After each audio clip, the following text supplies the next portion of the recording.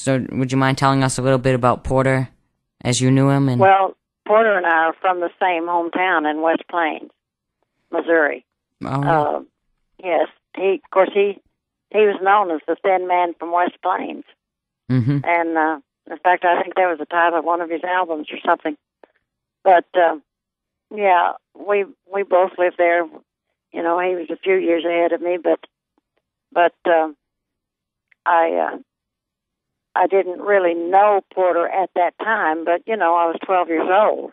Mm-hmm. You know, and he was a few years ahead, and he like I worked after school on Saturday at a drugstore behind the soda fountain, and he worked across the square in one of the other stores over there. Yeah. But you know, when you grow up somewhere, you don't pay any attention to another person that just works across the street. You know. No, you don't.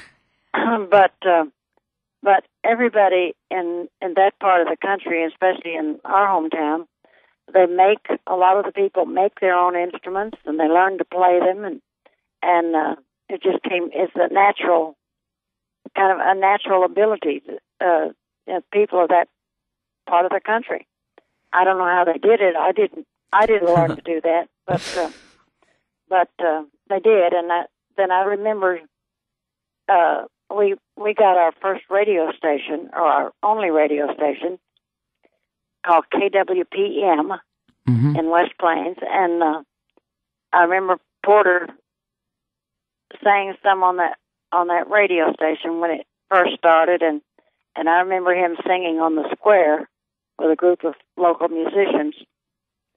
And then he went on to Springfield and performed up there. And of course, I was, I got married right at the beginning of my sophomore year in high school.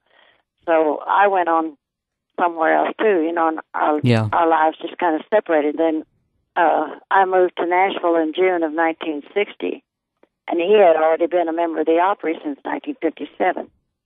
Yeah. So I didn't really know Porter personally until I moved to Nashville and became acquainted with him here.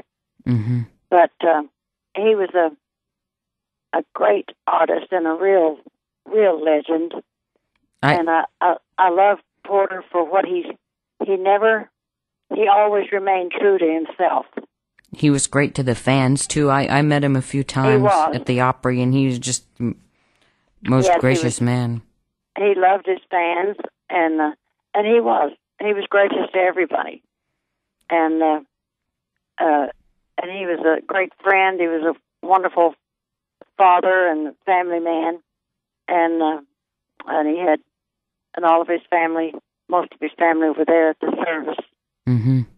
And but he, a year or so ago, he had a severe aneurysm, which no one expected him to survive that. No, I remember hearing that. But he did, and then he went on later and recorded his last CD, Wagon Master. Which Marty Stewart produced, and he appeared on the David Letterman show and at the Madison Square Garden. Mm-hmm. And it was after that. It was only just a short time before he passed away that he became ill again, and that's when they found lung cancer. Yeah. And but he left a great legacy. He sure did.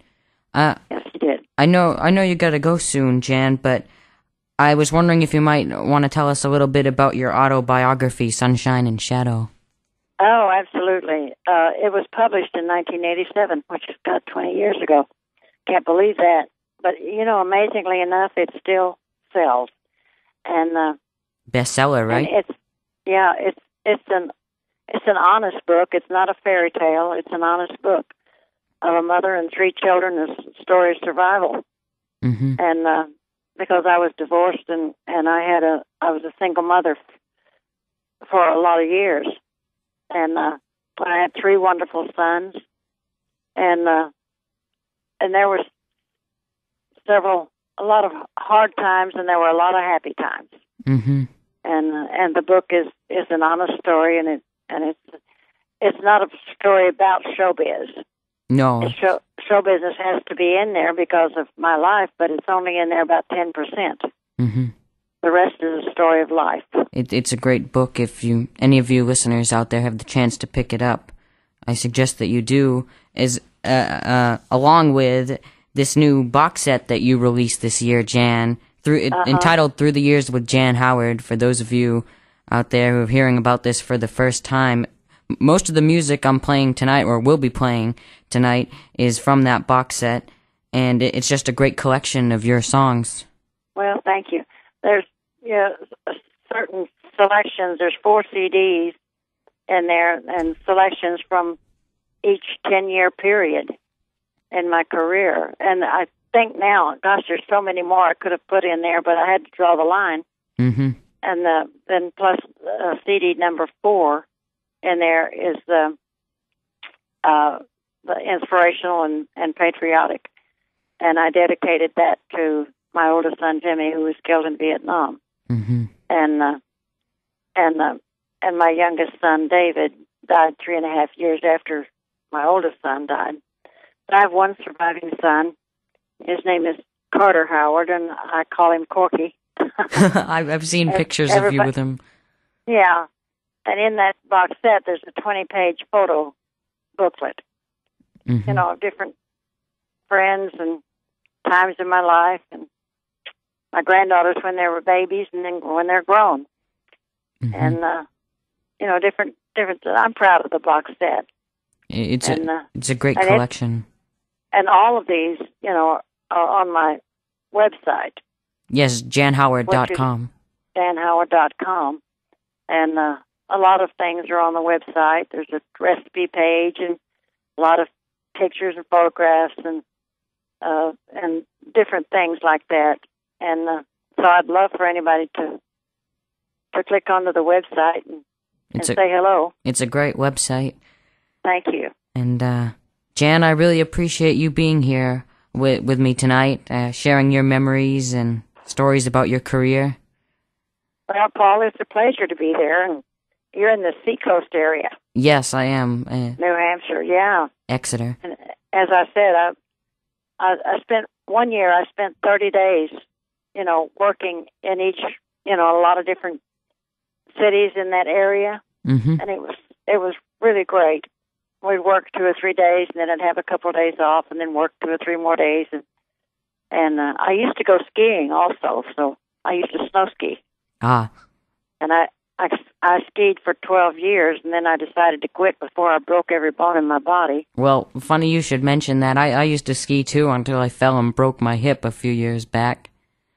Well, that's what I was afraid of, and I thought, no, I don't want to. I enjoyed it, and I was an intermediate skier and everything, but at 1 year there were a lot of people having bad accidents, a lot of great professional skiers. Mm-hmm. And I thought, I need to quit before I have one of those accidents. And I didn't want to be injured where I couldn't play golf. No, because you're a great golfer. Well, I still enjoy playing golf. I'm playing this next Monday with the National Guard here in Nashville. Mm-hmm. And I have a lot of great friends who play golf, and it's probably one of the best things I did for myself mentally and physically, because it's good exercise, and you can play with by yourself, or you can play with friends or whomever. And when I get really frustrated, I just go to the golf course and hit that little white ball. Stress reliever. Take out a lot of frustrations. Yeah, well. I enjoyed seeing you at the Charlie Leuven's 80th birthday. Oh, well, thank you very much. I enjoyed getting the opportunity to sing with you there. Yeah, that was great fun. Yeah, that was a real honor for me, because you're one of my idols. And well, thank you so much. I know you sang the one you slip around with that day. I did. Yes, you did. That's one of my favorite songs of all time. Oh, thank you so much. Dwight Yoakam said one time that when I did it we were both appearing on a certain TV show, and I did that song, and he said, I love that song. You should record that. I said, I did, honey, before you were born, probably.